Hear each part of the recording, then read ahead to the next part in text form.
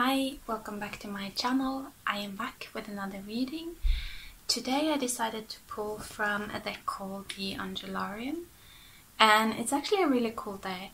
It's a deck that is a collection of angels, and also it also talks about the different sephiroths from the Tree of Life, and so it's a really cool deck. And today I wanted to do a reading for the masculine collective. The masculine is going through such a huge shift right now. Our collective masculine energy talks about our individuality. It talks about who we are on an individual level and how that kind of shifts and transforms through the times. And so I did already pull a few cards here for the masculine, for our egos, for our individuality. And the first card that came out was this very powerful creature. This is an angel that is called Hashmet. It's the angel of annihilation. And this angel comes through to remove and to take away energies that have played out their time here on Earth. In the book, this was actually described as the void eating itself. And so this is a very powerful energy. It is a merciless energy, or I guess it's better to say that it can be experienced, I think, as a merciless energy to our egos, because there is no debating it. You know, there is no getting away from it. It is what it is. If it's time for something to be removed from our lives, it will be taken by this angel. And so this is a force, and it can feel unsettling. The energy of this being is quite unsettling. It triggers a lot of fears of the ego, and it triggers our lack mentality. And so if you're feeling a lot of these emotions right now, it is because of this being right here. Or, you know, that's one explanation, that this kind of energy of the void unmaking itself is very much part of our collective energy field right now. And the reason that it's coming in is that it is meant to help us to become aware of the different timelines that we are a part of. If you look at this angel, it's called Zachriel. It's the angel of memory. And this really, to me, this illustrates quite perfectly how I oftentimes see timelines. It is like they are umbilical cords. Each timeline is filled with specific types of frequencies, you know, feelings, and stories, words that we eat, that we digest, and we allow these vibrations and these stories and these words to become a part of us. And so we become more like the timelines that we are attached to. And so that is why it's so important for those that are choosing to step into a creator role, you know, those that are wanting to create their own world and be a part of creating the new world. For those people, it's very important to be aware of the timelines that they are connected to. You know, they can't be blind. They can't be simply driven forward by the frequency, by the story of these timelines. But they have to actually be able to see it so that they can choose which timelines they pull from, you know, which timelines they feed themselves from. And so that is one thing that this angel of annihilation is helping us with, because when he comes, like I said, he triggers all of the timelines that are based on fear and based on lack.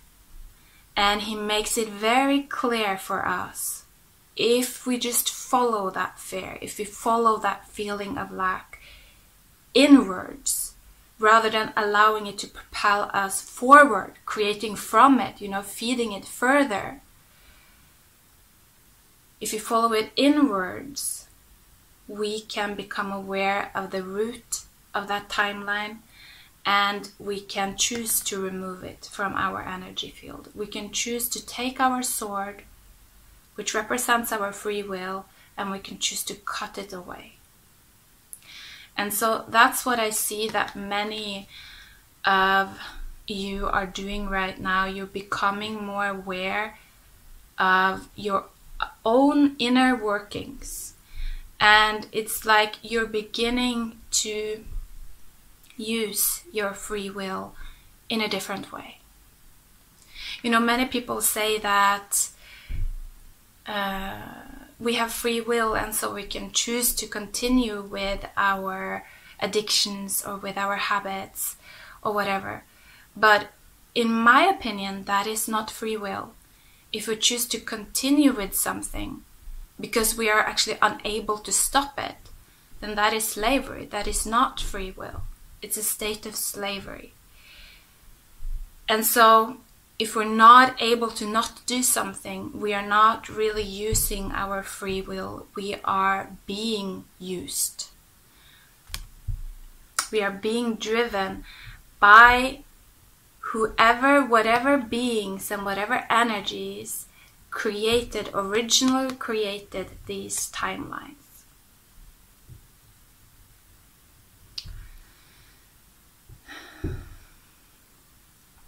And when we start to talk about that, when we start to talk about these kinds of spooky things, we emerge into the world of the astral. And so I'm not going to go deep into that in this video, I think. But I might come back to it in another video. The next card that we got was actually one of these sephiroths. It's one of the placements in the tree of life, called Hod. And Hod represents our left leg. And the key word here for that position is submission. And so again, this angel of annihilation, it is very much here to push us down to our knees.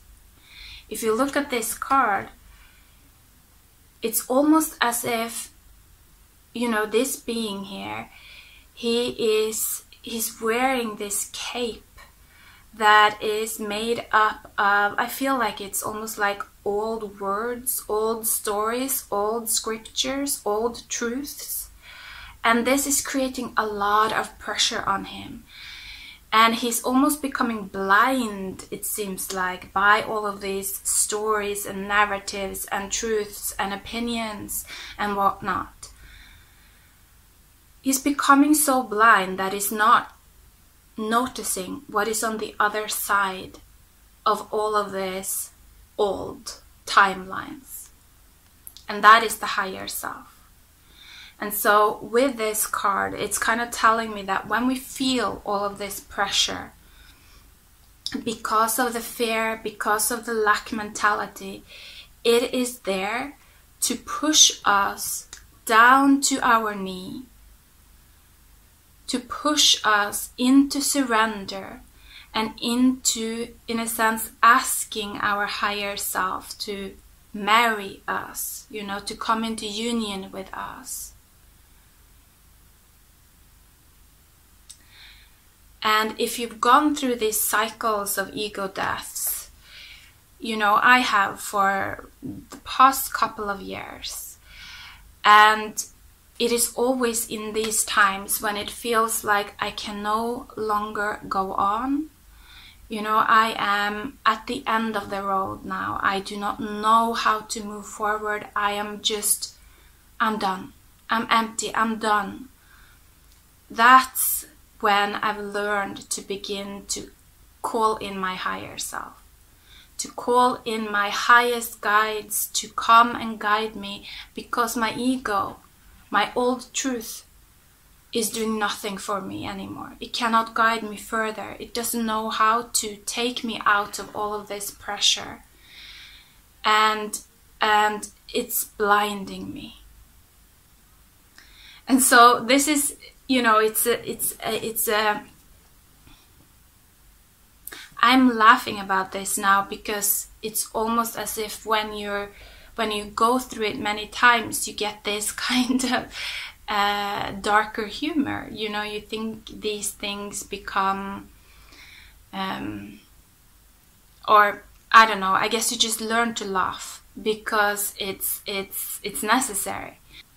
But the first times that I went through this, you know, it was very challenging, to the point of maybe even sometimes considering whether it's a good idea to continue living. You know, that is how the ego death feels the first time. It's a crushing for the ego. And so if you're just beginning to go through these cycles and these ego deaths now, I would definitely advise you to call in your higher self. You know, when you're in this position and you're feeling all of this pressure, allow yourself to surrender, fall to your knees and call in your higher self. Call in your highest timeline. And then you'll see, as you let go, you know, over the next days, you will see that another opportunity is suddenly presented to you. A new timeline comes in, something that you have never done before, something that you might have never thought about before, just suddenly comes in. And that's how I feel these forces of the universe are gradually shifting us from our rigid position. You know, this is our egos softening.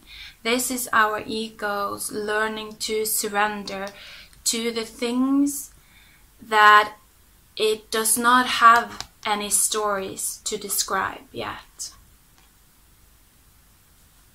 So let's pull some more cards because I'm curious to see what comes out.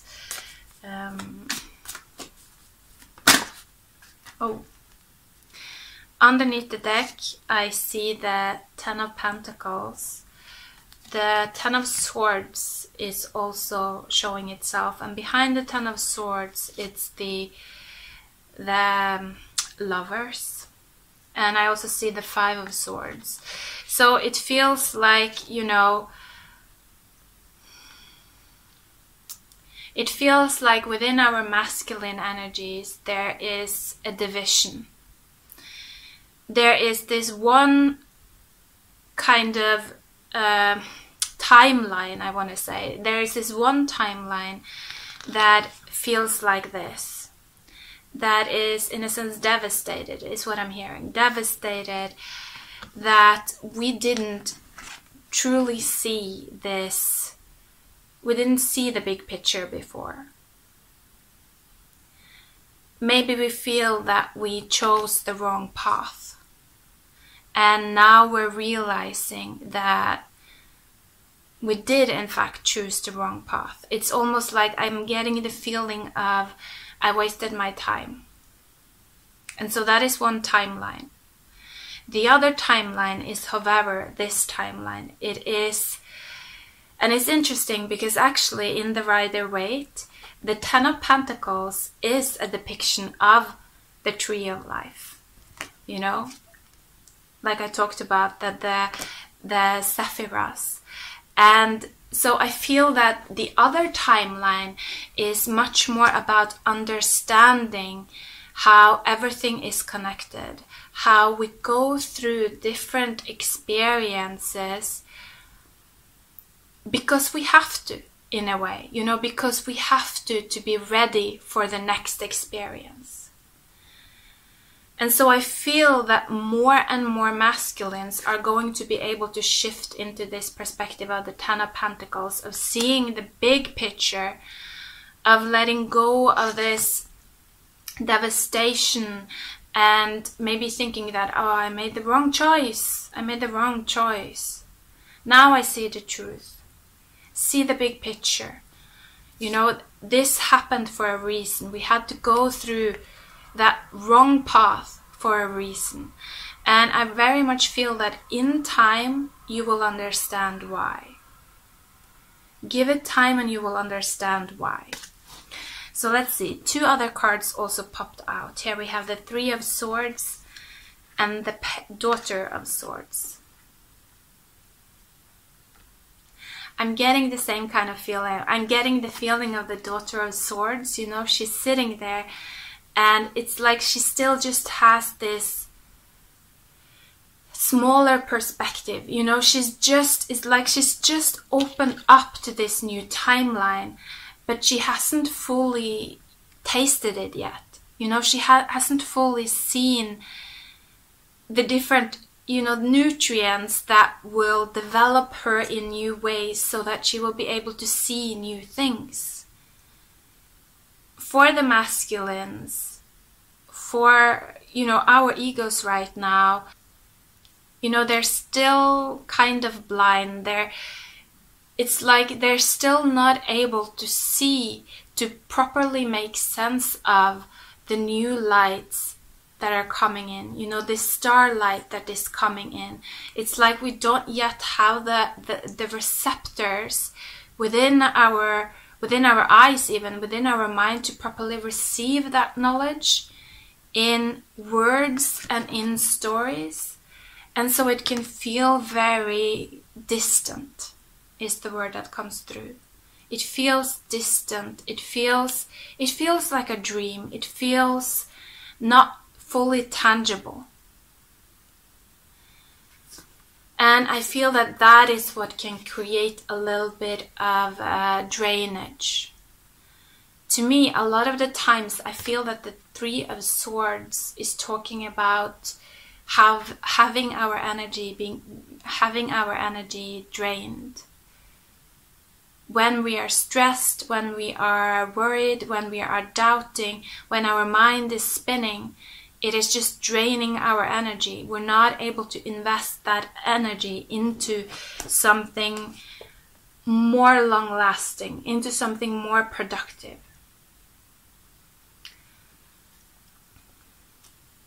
And so right now I feel that it's just about finding the new baseline where we are able to let go of this drainage, this waste,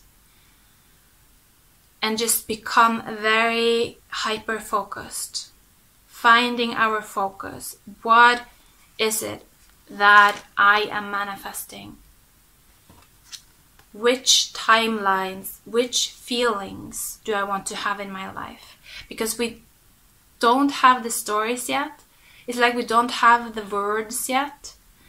So we can't really use language to manifest right now, but we can use feeling, we can use vibration, and we can use our body, we can use our senses.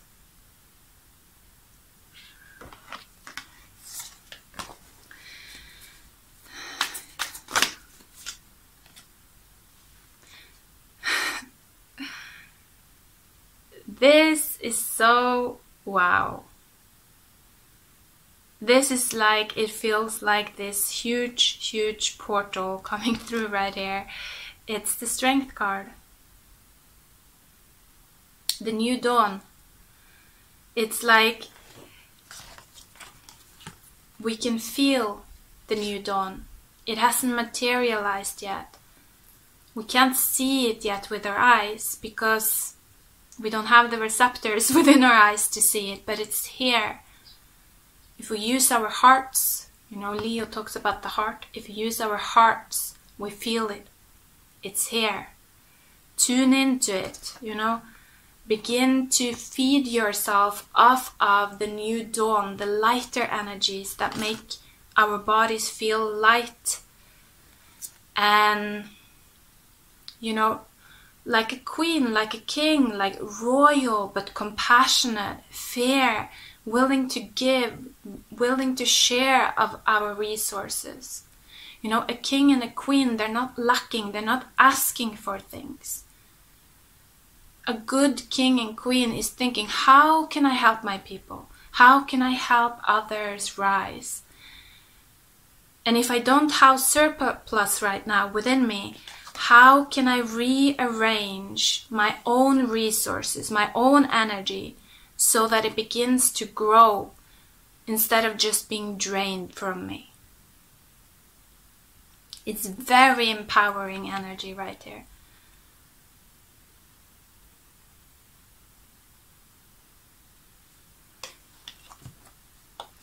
Underneath the deck was the 7 of Wands.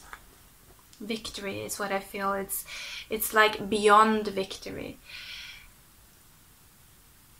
This is really opening up to the new world. It's actually fully stepping into the new world. Seeing that new light. Learning how to ignite it from within. Allowing ourselves to be this portal for that new light. It's very beautiful.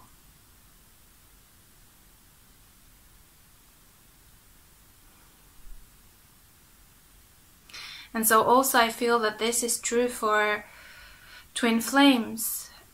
Our masculine energies are really opening up to being a portal for the potential of union.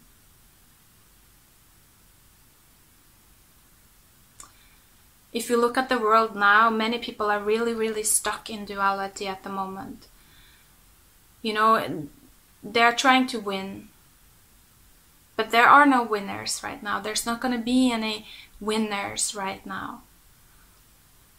It is about learning to collaborate, learning to work together, learning to overcome duality. And so the ones that can do that right now within themselves, be a portal for that ability to see the other person's perspective, to see where they're coming from. They are really starting to gain a lot of strength and a lot of power. They are really starting to be, to open themselves up to all of this new light that is coming in. The light of the new sun. They are becoming that new sun, that new masculine archetype. It's really cool. I love this energy. It's such a sacred energy with the Leo card. Wow.